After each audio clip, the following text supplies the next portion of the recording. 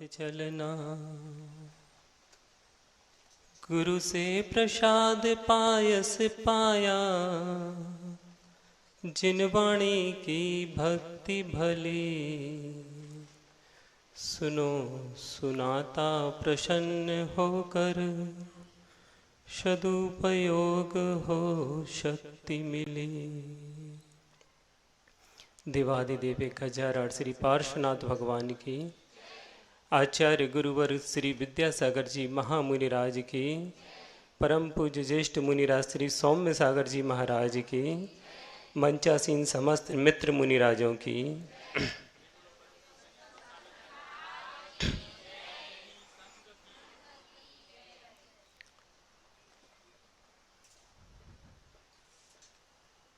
एक छोटी सी आध्यात्मिक गीत का, फिर उसके उपरांत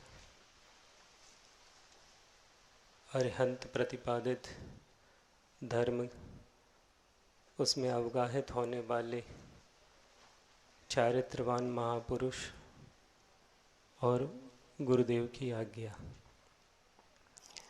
इन सब का सम्मिश्रण ही धर्मोपदेश की शोभा होती है।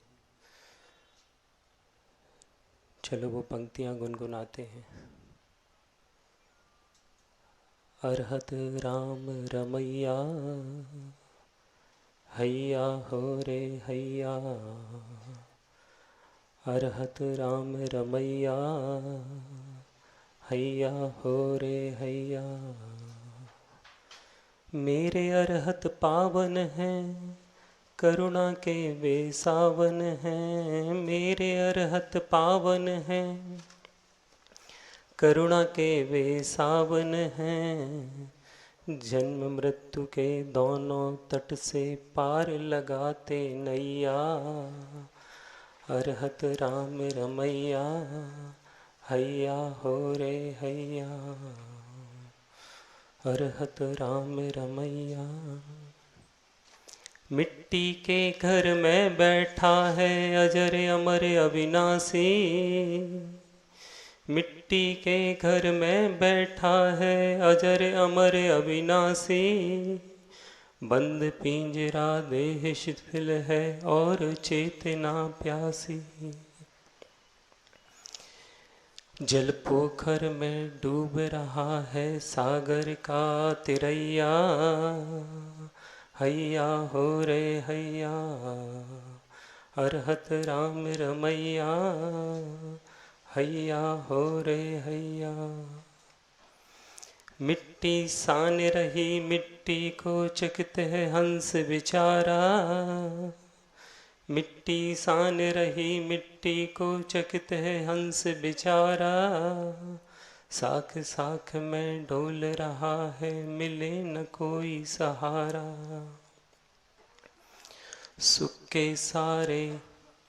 सुक्के सारे दाने चुग गई देखो रे काल चिरैया। हैया हो रे हैया। अरहत राम रमैया, हैया हो रे हैया। आती जाती सांसों के संग एक मुसाफिर ठहरा। आती जाती सांसों के संग एक मुसाफिर ठहरा। बाहर देखो घात लगाए मरण दे रहा पहरा। आती जाती सांसों के संग एक मुसाफिर ठहरा। बाहर देखो घात लगाए मरण दे रहा पहरा।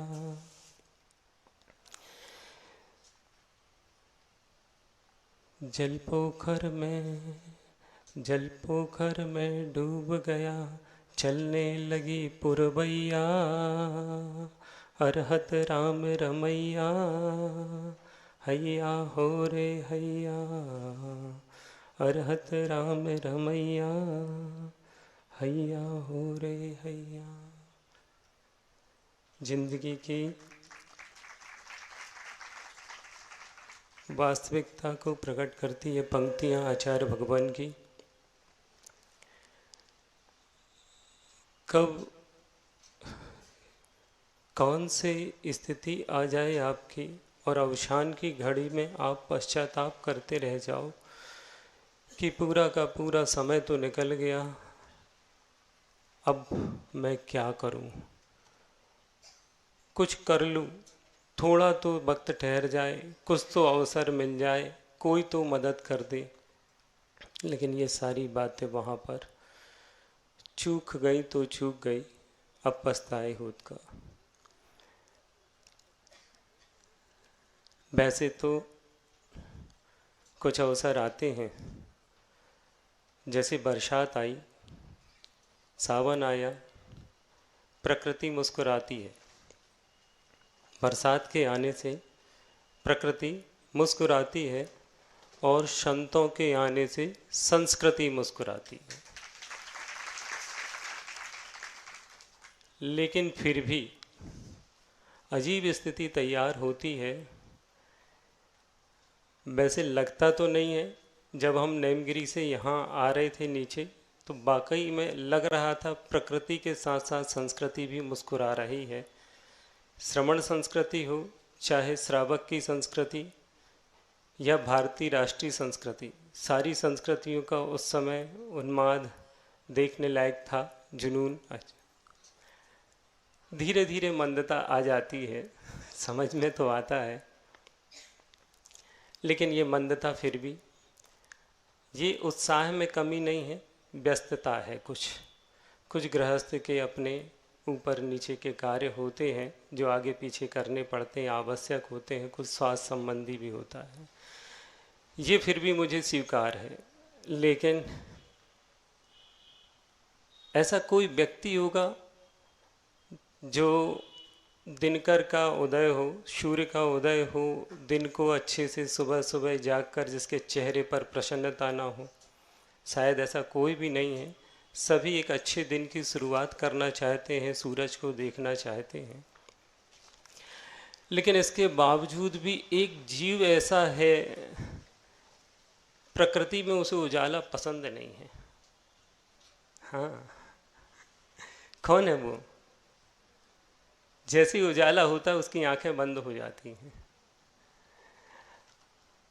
अगर ऐसे कोई जीव हैं जो मुनिराजों को देख करके, जो जीवन के साक्षात सूरज हैं, ऐसे सूरज को देखकर भी जिन लोगों के मन में आंखें बंद करने के भाव होते हैं, जिन वाणी को सुनने के भाव नहीं, पूजा के भाव नहीं होते, भक्ति के भाव नहीं होते हैं, आगम में या लोक ख्याति में उन्हें उसी नाम से संबोधित कर सकते हो, क्योंकि उन्हें उजाला पसंद नहीं है।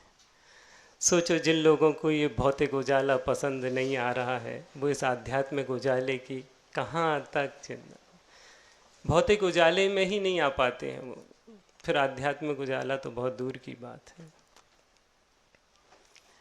भगवान उन्हें सद्बुद्धि प्रदान करे और वे सारे के सारे आचार्य भगवान के इस दैदीप्यमान सूरज के दर्शन करने आ जाएं और अपने आप को प्रकाशित कर लें, बहुत अच्छी बात होगी।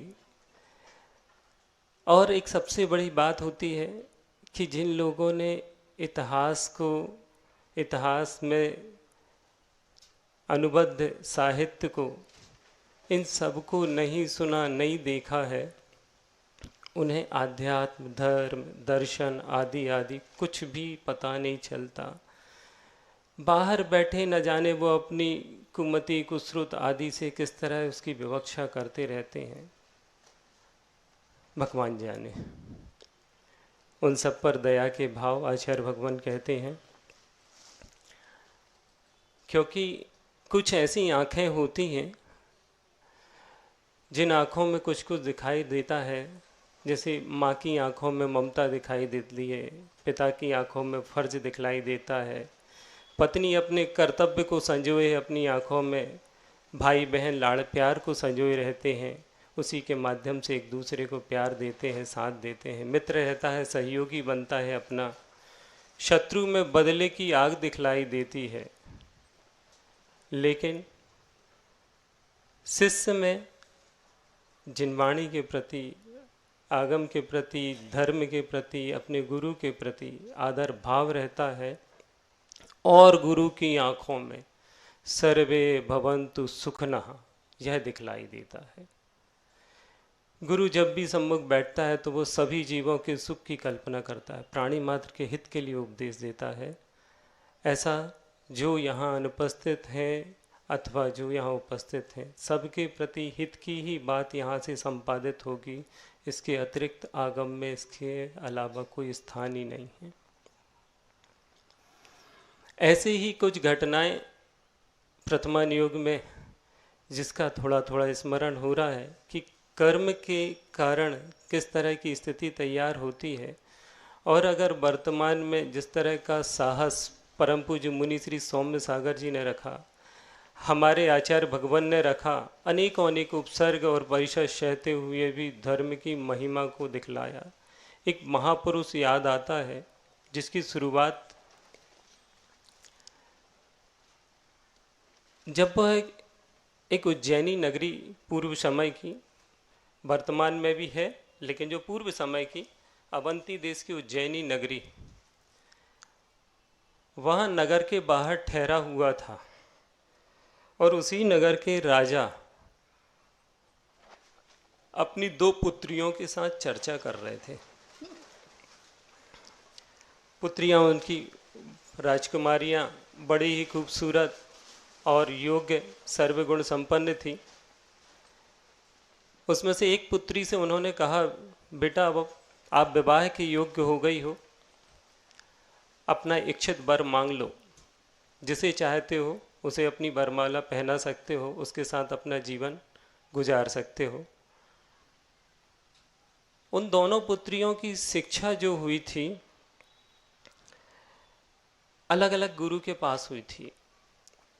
एक की शिक्षा एक ऐसे गुरु के पास हुई जो जिनमत से भिन्न था और कुछ मिथ्यात्व आदि या अन्य क्रियाओं में या विषय आदि को लेकर के, इंद्रिय विषयों आदि को लेकर के ज़्यादा प्रोत्साहन देता था।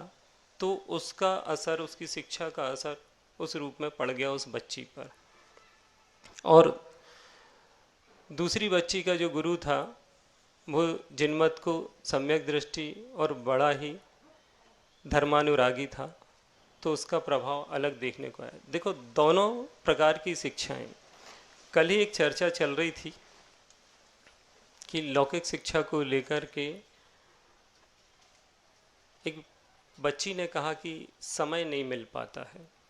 दृष्टांत सिर्फ हमने माध्यम बनाया है, वस्तुतः आधुनिक परिस्थिति को हम उसमें मिलाना चाह रहे हैं, बतला रहे हैं कि जिन लोगों ने अपनी लौकिक शिक्षा के साथ साथ, ये नहीं कहा गया कि आप लौकिक शिक्षा ग्रहण नहीं करो, लौकिक शिक्षा के साथ साथ जिन लोगों ने संस्कारों की शिक्षा अथवा नैतिक शिक्षा को या धार्मिक शिक्षा को, आध्यात्मिक शिक्षा को ग्रहण नहीं किया, उनके जीवन में क्या क्या परेशानियां आती हैं और किस तरह से कुछ लोग डिप्रेशन में आते हैं, कुछ लोग वहीं पर हार जाते हैं। और जिन लोगों ने मुसीबतें, कर्म सबके जीवन में आते हैं। ऐसा नहीं कि एक्सीडेंट सिर्फ सौम्य सागर जी का हुआ है, गृहस्थों का भी होता है, सबका होता है। लेकिन कौन किस तरह से अपने आप को संभालता है, ये होता है आध्यात्म, ये होते हैं संस्कार। तो वहाँ पर स्थिति वही घटित हुई। अब जो बच्चे आजकल कहते हैं, जो माँ बाप कहते हैं कि समय नहीं है, मैं कहता हूँ कितना भी वो पढ़ लिख लें, कितने भी अच्छा अपना कैरियर बना लें अथवा अर्थोपार्जन के बड़े बड़े पैकेज हासिल कर लें, लेकिन जब जीवन की कर्मों की मार पड़ेगी और उस समय उनके बुद्धि के मस्तूल काम करना बंद कर देंगे, कोई बचाने वाला नहीं होगा। मुँह से नमोकार मंत्र अथवा भगवान की शरण के भी ये ख्याल नहीं आएंगे, क्योंकि आपके अंदर वो संस्कार नहीं है। आप तो बार बार डॉक्टर से अनुरोध करोगे, हमें बचा लो, हमें बचा लो, लेकिन एक बार भी ये नहीं कहोगे कि नमो अरिहंताणम पढ़ लें। हम शायद नमोकार मंत्र में भी वो शक्ति है कि जो हमें बचा सकती है। वो महापुरुष था, बड़ा वीर था, उसी भव से मोक्ष गया था, लेकिन जब उसके जीवन में मुसीबत आई तो उस व्यक्ति ने सबसे पहले पंच नमस्कार मंत्र को याद किया। उन दोनों बच्चियों की ओर फिर वापस चलते हैं कि वे दोनों बच्चियों से जब पिता ने कहा तो जो जिसके पास मिथ्यामति उत्पन्न हो चुकी थी उस बच्ची ने कहा, हाँ पिताजी, मेरे मन का ये वर है, मैं इसके साथ जाना चाहती हूँ, रहना चाहती हूँ। पिता ने चूंकि कहा था तो सहर्ष स्वीकार कर लिया और उसकी शादी हो गई। फिर दूसरी बच्ची जिसका मन जिन धर्म में लगता था, जिन भगवान की पूजा में लगता था, तो उससे पूछा, आप भी चाहो तो अपने मन का वर चोर सकती हो। तो उसने क्या कहा, पिताजी हम कुलीन अच्छे संस्कारित हैं और आपकी आज्ञा आपके अनुसार पले बढ़े हैं, आप जिसे चुनोगे हम उसको स्वीकार कर लेंगे। मेरे भाग्य में होगा तो सब कुछ अच्छा हो जाएगा, नहीं तो आप कितना भी अच्छा दो, वो मेरे भाग्य में नहीं है, मेरे पुण्य में नहीं है, तो हाथ से निकल जाएगा। ऐसे भाग्य पर भरोसा रखने वाली उस बच्ची की बातों में आकर पिता को बड़ा क्रोध आया कि इसको बड़े जिनधर्म पर और अपने भाग्य पर बहुत भरोसा है, मेरे पर भरोसा नहीं है। मैं जो बात कह रहा हूँ इसे समझ में नहीं आ रहा, अपनी आंखों में इसे भरोसा नहीं है। हाँ, एक बहुत अच्छी बात है कि बाहर का जितना भी भौतिक संसार है ये इन चर्म चक्षुओं से देखने में तो आता है, लेकिन भीतर की आध्यात्म और भक्ति और श्रद्धा के लिए इन चर्म चक्षुओं की जरूरत नहीं पड़ती। इसे देखने के लिए तो श्रद्धा की आंखें चाहिए। बाहर की आंखों से नहीं समझ में आता, तो उस राजा को भी अपनी पुत्री की वो श्रद्धा बाहर की आंखों से नहीं दिख रही थी, कहाँ देख पाएगा। लेकिन उस पुत्री में अगाढ़ उस अपने गुरु के संस्कार थे, उसने तो कह दिया, पिताजी आप देख लो। कसाई एक ऐसी चीज होती है, ना वह कोई रिश्ता देखती है। सोचो, पिता और पुत्री हैं, चाहे तो उसका हित ही संपादित करे, कितना भी पुत्र पुत्रियां अपनी जिद कर लें, लेकिन पिता तो उनके हित की बात सोचता है। लेकिन जब कसाई आ जाती है तो ना जाने पिता पुत्र को मार देता है, पुत्र पिता को मार देता है, ऐसी घटनाएं कई सुनने को मिलती हैं। ऐसे ही मरण के समान ही था। उस राजा ने अपने मंत्री को बुलाया, कहने लगे इसको बहुत गुमान है अपने भाग्य पर, अपने जिनधर्म पर, इसके लिए सबसे बदसूरत और सबसे ही ज़्यादा बदहाल जो इस संसार का सबसे दुखी पीड़ित रोगी व्यक्ति हो ढूंढ के ले आओ। और वो उसी राज्य में नगर के बाहर बहुत सारे कोढ़ियों के साथ बैठा एक अलग से नजर आ रहा था। कोढ़ पूरे शरीर से निकल रहा है। राजा की नज़र पड़ी, मंत्री की नज़र पड़ी, लेकर आए। कहने लगे यही, इससे ज़्यादा बदतर इंसान तो कोई दूसरा नहीं मिल सकता है, सौंप देते हैं इसको। अपनी दे दिया। उस मैना सुंदरी ने भी उन्हें स्वीकार कर लिया। पहली बच्ची का नाम सुरसुंदरी था, दूसरी का नाम मैना सुंदरी। कहानी खूब सुनी है अपन लोगों ने। मैं सिर्फ इतना कहना चाह रहा हूँ उन बहनों से और उन पिताओं से कि बहुत कुछ अच्छा अच्छा देखते हो, धन दौलत मकान आदि, लेकिन कभी संस्कार भी तो देख लिया करना। जो वर्तमान में देखने की प्रथा ही समाप्त हो गई है। और तो और अगर ये तक सुनने में मिलता है कि वो अगर मंदिर जा रही, पूजा पाठ और व्रत नियम का पालन कर रही है, तो उसका यहाँ शादी मत करो भैया, या उसे घर मत लाओ। कुछ बच्चियां वहाँ जाना नहीं चाहती हैं, कुछ लोग ऐसी बच्चियों को लाना नहीं चाहते हैं। क्या दुर्मति है, आश्चर्य वाली बात है। और अगर मान लो विवाह हो भी जाता है तो विवाह के उपरांत एकदम से परिस्थितियां सभी की नॉर्मल नहीं हो पाती। हम भिन्न भिन्न क्षेत्रों से, भोजन पान अलग अलग होता है, वेशभूषा अलग होती है, घर की परंपराएं संस्कार अलग होती है, थोड़ा ढलने में समय लगता है। धैर्य की बहुत कमी है। हम लोगों के पास ऐसे कई जोड़े आते हैं दुखी होकर के, जल्दी जल्दी आते हैं और जल्दी ही समाधान चाहते हैं। थोड़ा सा धैर्य रखो, जैसा मैना सुंदरी ने धैर्य रखा था। आप धैर्य रखो। मैना सुंदरी गई और एक मुनिराज के सम्मुख, कहानी को बहुत संक्षेप में बतला रहा हूँ, मेन सार जो है वो बतला रहा हूँ। वहाँ पहुँचने के बाद आचार्य भगवान ने कहा सिद्धों की भक्ति करो, अरहंतों की भक्ति करो। भक्तिये जिणवराणम खीयदि पुब्ब संचियम कम्मम। भक्तिये जिणवराणम खीयदि पुब्ब संचियम कम्मम। आयरी पसायण विद्या मनता या सिज्जंती। जिनवरों की भक्ति से पूर्व संचित कर्म क्षय को प्राप्त हो जाते हैं और आचार्यों के प्रसाद से, उनके आशीर्वाद से विद्या और मंत्र सब सिद्ध हो जाते हैं। जैसे ही उन आचार्य भगवान ने कहा आप तो सिर्फ सिद्ध भगवान की भक्ति करो, और उसने जब सिद्ध चक्र महामंडल विधान किया, सब जानते हैं कि क्या हुआ। वो जहाँ पीप और मवाद की दुर्गंध आ रही थी, धारा सी बहती रहती थी, अब वहाँ कंचन सी काया चमकती नजर आ रही है। वो कोई साधारण व्यक्ति नहीं, कोटि भट्ट श्रीपाल था। अपने भाग्य की, अपने पुण्य की परीक्षा भी तो लिया करो कभी। तुम रोज जिन भक्ति करते हो, रोज नमोकार मंत्र पढ़ते हो, कभी उस मंत्र के चमत्कार भी तो अपने जीवन पर आजमा कर देख लो। दूसरे पर प्रयोग करने से अभी कोई भरोसा हुआ नहीं हुआ, लेकिन खुद पर प्रयोग करने से भरोसा पक्का होता है। कभी मुसीबत हो तो माला फेर कर तो देखो, कभी मुसीबत हो तो दिल से शांति बधान आदि या भक्ति भक्तांबर पाठ आदि करना तो सीखो। नहीं कर सकते, भगवान के पास जाकर बैठ बस तो जाओ। आपकी श्रद्धा में अभी जो थोड़ा भी चलमल अचल दो गाढ़ दोष लग रहे थे, जो वो सारे के सारे दोष तुम्हारे ऑटोमेटिक दृढ़ स्थिरता को प्राप्त हो जाएंगे। लेकिन अभी इतने से ही मुसीबत कम नहीं हुई थी।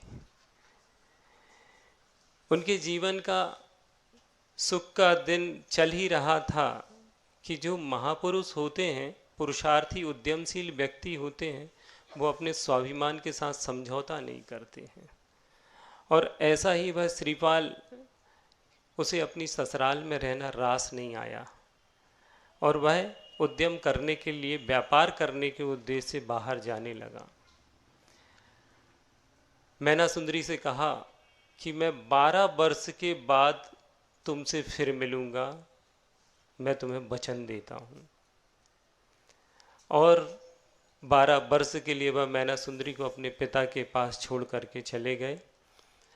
रास्ते में जहाँ से उन्हें जाना था, अब देखो यहाँ से भक्ति के माध्यम से एक एक पुण्य का अर्जन देखो, कैसा कैसा पुण्य का अर्जन हुआ और कैसा कैसा पुण्य उदय में आ रहा है। जब तक कर्मों का पूरा पूरा हिसाब किताब नहीं हो जाता है, तब तक आगे की किसी भी प्रकार की उससे उत्पन्न होने वाली राशि आपके जीवन में उदय को प्राप्त नहीं होती है। जब पूरा पाप कर्म क्षय को प्राप्त हो गया, तो अब आपके पुण्य को उदय को कोई रोक नहीं सकता है। और निश्चित रूप से ये प्रयोग करने योग्य है, अपने जीवन में अवश्य करो। और श्रीपाल ने जब किए, अब वह धन कमाने के लिए बढ़ा आगे, तो समुद्र के किनारे पहुंचा, दूसरे देश जाने को हुआ, तो वहाँ पर एक घटना घटी। कोई धवल सेठ थे जो व्यापार के उद्देश्य से जा रहे थे विदेश को। धवल सेठ के जहाज हिल नहीं रहे थे, अब क्या करें। तो वहाँ जो रक्षक देव आदि होते हैं, उन देवों ने घोषणा की होगी, बतलाया कि यहाँ कोई महापुरुष ऐसा व्यक्ति आएगा जो इन जहाज़ों को अपनी शक्ति या मंत्र के माध्यम से हिलाएगा या इस पर कदम रखेगा और आपके जहाज चल पड़ेंगे। तलाश जारी हुई, देखा कि कोई विशेष व्यक्ति दिख रहा है, तो उन्हें नजर आया। विशेष व्यक्ति का ऑरा या उसका ग्लो अलग चमकता है। वह भीड़ में कहीं भी बैठा रहे, उसकी चमक के आगे, जैसे आचार्य भगवान की चमक के आगे सब फीके पड़ जाते हैं, ऐसे ही महापुरुषों के साथ होता है कि जब वो जहाँ खड़े होते तो दूर से चमकते नजर आते हैं। वैसे ही श्रीपाल चमकता हुआ नजर आया और धवल सेठ के सिपाही उसे ले गए। और जैसे ही उस जहाज पर उसने कदम रखा है और जहाज आगे बढ़ने लगे। धवल सेठ बड़ा खुश हुआ। रास्ते में एक और घटना घटी धवल सेठ के साथ कि कुछ समुद्री लुटेरों ने, चोरों ने उसके जहाज को लूटना चाहा। चूँकि श्रीपाल चरम शरीरी थे, वज्रवृषभ नाराज सहनन वाले थे और उस सहनन का पूरा पूरा उपयोग किया और वो ले गए। उन चोरों से कहने लगे कि आप सामान्य से अगर कुछ हिस्सा लेना चाहते हो तो ले लो। एक बहुत अच्छी बात होती है वीर महापुरुषों की कि सबसे पहले वो क्षमा के भाव रखते हैं और सामने वाले से, चाहे महाभारत का युद्ध रहा हो चाहे रामायण रही हो, राम ने भी पहले प्रस्ताव भेजा कि सीता को वापस लौटा दो, हम युद्ध नहीं करना चाहते हैं। पांडवों ने भी दुर्योधन आदि से यही कहा कि 5 गांव दे दो, हम उतने में ही संतुष्ट हो जाएंगे। ऐसे ही श्रीपाल ने उनसे कहा कुछ धन चाहिए तो ले लो, दे देंगे, लेकिन इस तरह से आप मार काट मत मचाओ। लेकिन वो नहीं माने तो अंततः श्रीपाल ने अकेले उन चोरों को सबक सिखला दिया, धराशायी कर दिया और फिर अंत में उन्हें क्षमा भी कर दिया, उन्हें अच्छा भोजन भी करा दिया और विदा भी कर दिया। तो चोर जो अपना धन लूट कर लाए थे तो श्रीपाल से प्रभावित हुए और वहीं के वहीं अपने जहाज और धन को छोड़ करके चले गए। ये होते हैं पुण्यशाली व्यक्तियों की सत्संगति करने का फायदा। और अभी भी जिन व्यक्तियों को 6 मुनिराज उपस्थित होने के बावजूद भी सत्संगति करने की फुर्सत नहीं है, मंदिर में पूजा करने का भी समय नहीं है, आहार दान के लिए, भैयावृत्ति आदि के लिए, धर्मोपदेश के लिए भी समय नहीं है, उन व्यक्तियों के लिए श्रीपाल भी क्या करे। सामने आ जाए तो हम उन चोर को चंदन बना दें। मैं उन व्यक्तियों के लिए कह रहा हूँ, अगर वो सामने आ जाए तो चोर को चंदन बनाने की क्षमता हमारे महाराज जी के पास, लेकिन जब सामने ही नहीं आए तो हम क्या करें उनके लिए। उनके ही भाग्य ऐसे ताले में बंद पड़े हैं कि कहाँ तक हम। ठीक है, अपना अपना पुण्य है, आगे बढ़ जाते हैं अपन।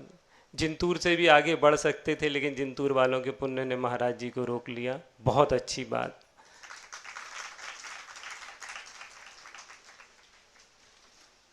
समुद्र पार हुआ और जिस नगर में वहाँ पहुँचे वहाँ नगर की भी बड़ी समस्याएं चल रही थी। एक कपाट बंद पड़ा था, उस कपाट को लेकर के प्रवेश होना मुश्किल था। वो कपाट खुले तो आगे व्यापार का रास्ता बने। बाहर डेरा डाले हुए थे, धवल सेठ के साथ श्रीपाल भी खड़े थे। इतने में कुछ लोगों ने जानकारी दी कि ये कपाट तो किसी महापुरुष के द्वारा ही खुलेगा। और देखो वह महापुरुष अब सब जगह, जब होनहार अच्छी होनी होती है तो सारे नेक निमित्त मिल जाते हैं। भगवान नेमिनाथ की शरण मिल गई और परम पूज्य वीर सागर जी मुनिराज आ गए और हमारे पूज्य मुनिराज जल्दी ही अपने अचल अडिग पैरों पर, अपने उपादान पर, अपनी भक्ति के माध्यम से खड़े हो गए। ये अंदर की होनहार थी। भगवान आचार्य श्री का आशीर्वाद था, भगवान नेमिनाथ का आशीर्वाद था, चमत्कार हुआ। ऐसे ही चमत्कार श्रीपाल के द्वारा बराबर होते चले जा रहे थे। और उन चमत्कारों में एक और चमत्कार हुआ कि राजा को जब पता चला तो राजा ने कहा जो भी व्यक्ति हमारे इस बंद कपाट को खोलेगा उसके साथ में अपनी पुत्री रयन मंजूषा उसको विवाहित करूँगा। जब पुण्य का उदय चलता है ना तो धन, पैसा, स्त्री, वैभव आदि सब स्वयमेव मिलते हैं। कहते हैं जिस भक्ति के माध्यम से मुक्ति का साम्राज्य मिल सकता है, ये तो बहुत तुच्छ वस्तुएं हैं, भौतिक सांसारिक वस्तुएं। घास फूस की तरह आप उपज जाती है, इनके लिए खेती नहीं करना पड़ती है। कृषि करने, धान के लिए कृषि की जाती है, घास फूस के लिए नहीं, वो तो स्वयं उपजती है। ऐसे ही ये भौतिक संसाधन कभी भी हो मुनिराज के सम्मुख, भगवान के सम्मुख जब भी मांगना तो अपने भवों के कल्याण की बात मानना, मोक्ष की बात मांगना। ये नहीं कह देना कि महाराज आज हमारे यहाँ धन पैसा नहीं है। ये तो भक्ति के माध्यम से अपने आप आपको मिलता चला जाएगा। आचार्य भगवान के सामने हम लोगों ने ऐसी ही प्रार्थना की थी और आचार्य भगवान ने जो कृपा हम लोगों पर की, वैसे ही कृपा के लिए आप सब भी उतने ही योग्य हो और उपादेय हो। थोड़ा सा धैर्य और थोड़ा सा श्रद्धा और बढ़ाओ। वहाँ रैन मंजूसा, यहाँ कपाट खुला, तलाश जारी हुई और वहाँ से रैन मंजूसा उसे मिल गई। सुख के दिन बढ़ते जा रहे थे, बढ़ते जा रहे थे। अब आगे की स्थिति बड़ी विचित्रताएं को लेकर चलती है कि सुख या मांगलिक कार्य जो होते ना, आसानी से संपादित नहीं होते। जीवन में सुखों की भी परीक्षा ली जाती, पुण्य की भी परीक्षा ली जाती है। आपका बहुत अच्छा अच्छा कार्यकाल चल रहा होगा ना, बीच में कहीं से कुछ ना कुछ अंतराय आ जाएगा। आप कहो अभी तो मैंने कोई पाप किया ही नहीं, अभी तो मैं सब अच्छे से प्रतिदिन मंदिर जा रहा हूँ, पूजा कर रहा हूँ, स्वाध्याय कर रहा हूँ, आहार दान दे रहा हूँ, फिर ये बीच में दुख कहाँ से आ जाते हैं। इनका भी पुराना हिसाब किताब लेखा जोखा होता है। उसके कोढ़ी होने के पीछे का कारण, सबसे बड़ा कारण मालूम क्या था? जब वो, ये कहानी बड़ी अच्छी है, आगे कभी और भी समय मिलेगा तो खूब अच्छे से संपादित करेंगे, इसे खोल कर बतलाएंगे कि पूर्व भाव में उसने मुनि निंदा कर दी थी। मुनि निंदा के कारण कोढ़ी हुआ था। सोचो, जो व्यक्ति समीचीन यथार्थ वस्तु तत्व को जाने बगैर यूं ही यदवा तदवा अपने वचनों का दुरुपयोग करते हैं और सीधे मुनि पर, ये कहानी नहीं, ये प्रमाण है। वक्ता प्रामाण्यात वचनम प्रामाण्य, वक्ता की प्रमाणता से श्रीपाल जो हुए हैं वो चरम शरीर उसी भाव से मोक्ष हुए हैं, प्रामाणिक वक्ता है। और जिन्होंने ये ग्रंथ आदि प्रथमान युग लिखे वो भी प्रामाणिक हैं। और उस प्रमाण के आधार पर ये कहा, स्पष्ट कह रहे हैं कि मुनि निंदा के प्रभाव से उसे कोढ़ हुआ। और जो लोग आज भी मुनियों को लेकर के यदवा तदवा बात कर जाते हैं, क्या वो एक बार इस धर्मोपदेश को सुन लें? क्यों नहीं सुनते हैं और क्यों नहीं समझते हैं? पहले आप वस्तु तत्व को जान तो लो, समझ तो लो। और निंदा की तो कहीं से कहीं तक बात आती ही नहीं है। निंदा क्यों करना? निंदा की बजाय ये प्रार्थना करो कि भगवान सबको सद्बुद्धि प्राप्त हो जाए। आलोचना अलग वस्तु है और समालोचना अलग वस्तु है। किसी विषय की समीक्षा करना, उसे समझना कि हकीकत क्या है, आपस में चर्चा संवाद होना, यह समालोचना के अंतर्गत आएगा। और किसी को नीचे गिराने, तिरोहित करने के और तिरस्कृत करने के भाव हों, वो आलोचना और निंदा के अंतर्गत आएंगे। चर्चा करने के लिए मना ही नहीं, लेकिन वह भी इस तरह हो जैसे एक सज्जन पुरुष करता है। दुर्जनों की तरह हंसी या उपहास उड़ाते हुए नहीं चर्चा करना कभी भी किसी के विषय में। अब आगे की स्थिति तैयार हुई कि कोढ़ी वह इस तरह तैयार हुआ मुनि निंदा के कारण। और श्रीपाल कोई सामान्य व्यक्ति नहीं था, उसका भी एक राज्य था और वह भी एक राजा का पुत्र था। लेकिन पूर्व भाव में उसने किसी की संपत्ति को चुराया था, इस कारण से इस बार उसकी संपत्ति को उसके चाचा ने छुड़ा लिया।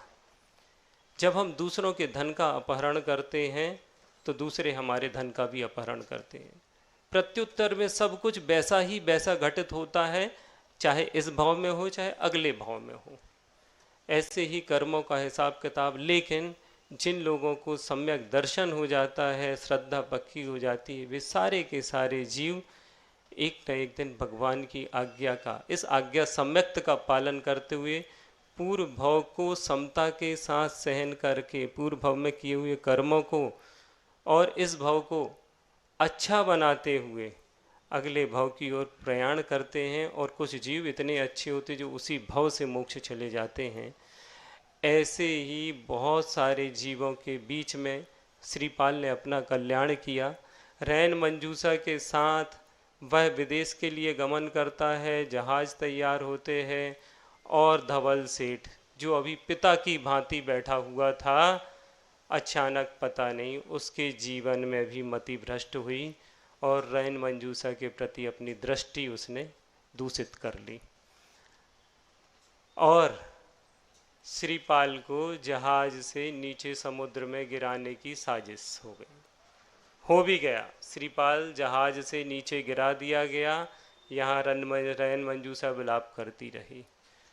अब इसके आगे की घटनाएं श्रीपाल अपने खुद के बलबूते, इसी कारण उसको कोटि भट्ट कहा गया कि जो करोड़ों उसमें भट्टों में यानी कि पहलवानों में, बड़े बलशाली पुरुषों में जो बल होता है, हाथियों में बल होता है, ऐसे ऐसे लोगों का, उसका करोड़ों लोगों का बल श्रीपाल की भुजाओं में था और उस अपनी भुजाओं के बल से तैरकर समुद्र पार कर लिया। समुद्र पार करते हुए बलशाली व्यक्ति, धैर्यशाली व्यक्ति कभी घबराता नहीं है। जो उस दिन मैंने बतलाया था ना कि परम पूज्य मुनि श्री के चेहरे पर घबराहट नाम की कोई चीज नहीं देखी थी मैंने। उतावलापन और असहिष्णुता धैर्यशाली व्यक्तियों के, आचार्य भगवान के जीवन में इतने उपसर्ग आए लेकिन कभी उन्हें असहिष्णु नहीं देखा, कभी उन्हें उतावलापन नजर नहीं आया उनमें। हो जाएगा, धैर्य रखो, सब ठीक हो जाएगा। ऐसे ही श्रीपाल ने धैर्य रखा और वह एक दूसरे द्वीप पर पहुंचा और वहां तैयार होती है फिर उसकी एक नई स्थिति। फिर वहां उसे संघर्ष करना पड़ता है और उस संघर्ष की कहानी में वह गुणमाला जैसी एक सुंदरी को फिर वर्ण करता है।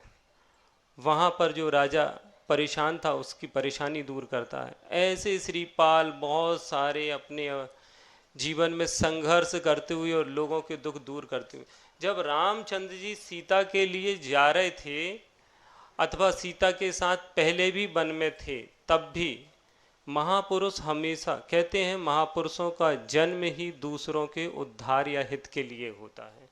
उनका अपना स्वयं का संपादन तो बहुत पहले वो स्वयं ऐसे ही सहजता से वो कर चुके हैं। अगर वो हमारे बीच में हैं, आचार्य भगवान हमारे बीच में हैं, तो वो सिर्फ हमारे लिए हैं, हम सब के लिए हैं। इसीलिए आज भी इतनी उम्र में वो हजार हजार 500 600 किलोमीटर चलते हैं और सबके हित की बात सोचते हैं। लेकिन हम हैं कि अपने हित के लिए भी हम पीछे हट जाते हैं।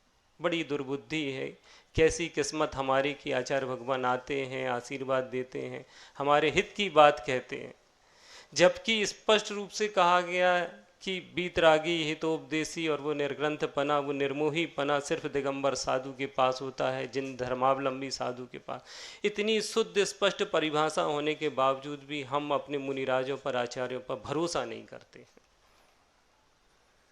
और श्रीपाल अपनी इसी श्रद्धा भक्ति को लेकर आगे बढ़ता गया और रामचंद्र जी वगैरह ने जिस तरह से सबका कल्याण किया, सबको राज्य दिया और आगे बढ़ते गए। सीता के पहले भी सुग्रीव की चिंता की, पहले उसकी पत्नी दिलवाई, बाद में अपनी सीता के बारे में सोचा। ऐसे ही श्रीपाल ने सबका हित संपादन किया और महामंडलेश्वर राजा बन गया। महामंडलेश्वर राजा बनकर जब वह लौटता है और धीरे धीरे सबको एकत्रित करता है और वापस अपनी उज्जैनी नगरी में आ जाता है। अब क्या होता है उसके जीवन में, देखो महापुरुषों सारी धर्म पुरुषार्थ, अर्थ पुरुषार्थ, काम पुरुषार्थ, तीनों पुरुषार्थ करने के बाद वो उनके दिमाग में बैठा है कि मेरे जीवन में अभी एक पुरुषार्थ और बाकी है जो अति आवश्यक है।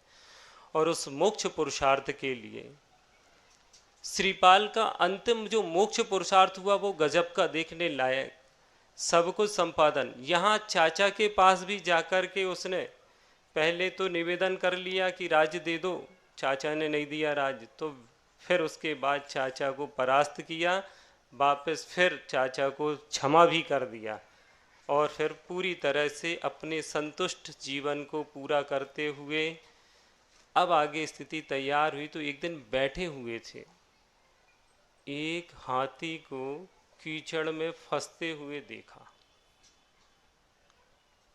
एक बहुत अच्छी पंक्तियां याद आ रही हैं। दूर से देखा तो ऐसा लगा बीच समंदर खड़ा हुआ है एक जहाज। दूर से देखा तो ऐसा लगा बीच समंदर खड़ा हुआ है एक जहाज। ऐसा भी तो हो सकता है धीरे धीरे डूब रहा हो।